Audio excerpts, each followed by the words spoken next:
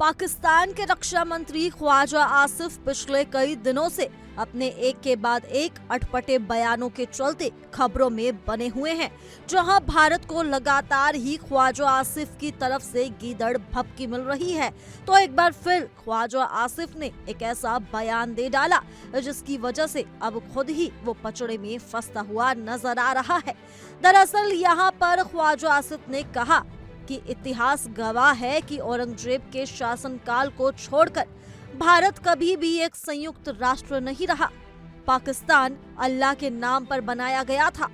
घर में हम बहस करते हैं और प्रतिस्पर्धा करते हैं, भारत के साथ लड़ाई में हम एकजुट हो जाते हैं। उनका कहना है कि मैं तनाव नहीं बढ़ाना चाहता, लेकिन जोखिम वास्तविक है और मैं इससे इनकार नहीं कर रहा हूँ। अगर युद्ध की नौबत आती है तो अल्लाह की इच्छा से हम पहले से बेहतर परिणाम हासिल करेंगे। अपने इस बयान को लेकर ख्वाजा आसिफ काफी ज्यादा खबरों में बने हुए हैं। वहीं बता दें कि ख्वाजा आसिफ ने ऑपरेशन सिंदूर के संदर्भ में जो तीखा और आक्रामक और भावनात्मक रूप से लबरेज बयान दिया, वो समुदाय, सैन्य प्रतिष्ठा और राजनीतिक संदेश तीनों स्तरों पर गूंजने वाला रहा।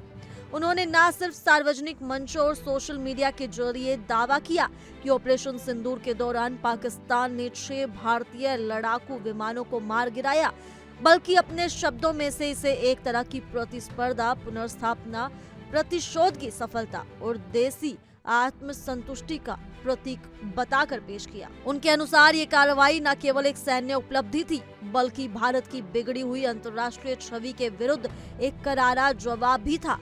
आसिफ ने अपने मैसेज में ये भी कहा कि भारत अपनी बिगड़ी हुई साख सुधारने की नाकाम कोशिश कर रहा है और अगर अगली बार इसी तरह का कोई एक्शन होगा तो उनकी जुबानी ईश्वर की कृपा से पाकिस्तानी पक्ष का स्कोर और भी बेहतर होगा। इस प्रकार उन्होंने न केवल वर्तमान दावे को दोहराया, बल्कि भविष्य के संभावित सैन्य मुठभेड़ में और निर्णायक परिणामों का भी संकेत दिया। उन्होंने पाकिस्तानी सशस्त्र बलों को गर्व और धार्मिक निहितार्थ के साथ अल्लाह के सिपाही कहा, जिससे उनका भाष्य सैन्य बल के साथ साथ धार्मिक भावनाओं को भी टटोला। ये लहजा घरेलू समर्थन जुटाने, सेना के हौसले को बढ़ाने और विरोधी पक्ष को भयभीत करने के इरादे का सम्मिश्रण सा प्रतीत होता है। अपने शब्दों में आसिफ ने यह भी ऐलान किया कि यदि टकराव हुआ तो भारत अपने विमानों के मलबे में दफन हो जाएगा। एक स्पष्ट और कठोर धमकी जो न केवल भाषण की तीक्ष्णता को दर्शाती है, बल्कि क्षेत्रीय तनाव को बढ़ाने वाली सार्वजनिक बयानबाजी की प्रवृत्ति को भी उजागर करती है। उसी बयान के संदर्भ में ये भी उल्लेखनीय है कि आसिफ की ये अभिव्यक्ति तत्कालीन राजनीति और सैन्य पृष्ठभूमि से पूरी तरह से जुड़ी हुई थी। भारतीय सेना प्रमुख जनरल उपेंद्र द्विवेदी के कड़े तेवर और उनके बयान की यदि पाकिस्तान आतंकवाद को बढ़ावा देना बंद नहीं करता है तो भारत उसे विश्व मानचित्र से मिटा भी सकता है।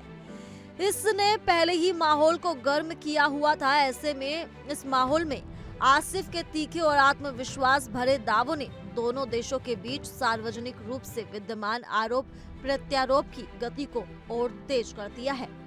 वहीं आसिफ के बयान का लहजा और उसकी भाषा केवल कूटनीतिक या मीडिया दृश्य रिएक्शन भर नहीं थे, वो एक स्पष्ट संदेश भी था कि घरेलू दर्शकों को ये भरोसा दिलाना कि पाकिस्तान अपने सीमाओं और सम्मान की रक्षा के लिए सक्षम और तैयार है, और साथ ही प्रतिद्वंदी को सचेत करना कि किसी भी तरह की सैन्य मुहिम का मुकाबला पाकिस्तान पूरी मजबूती से करेगा।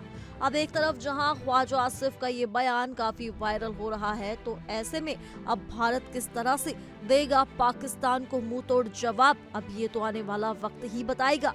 लेकिन ऐसे में इस खबर को लेकर आपका क्या कहना है, आप हमें कमेंट कर जरूर बताएं। और इसी के साथ तमाम खबरों के लिए जुड़े रहिए इंडिया डेली के डिजिटल प्लेटफॉर्म के साथ।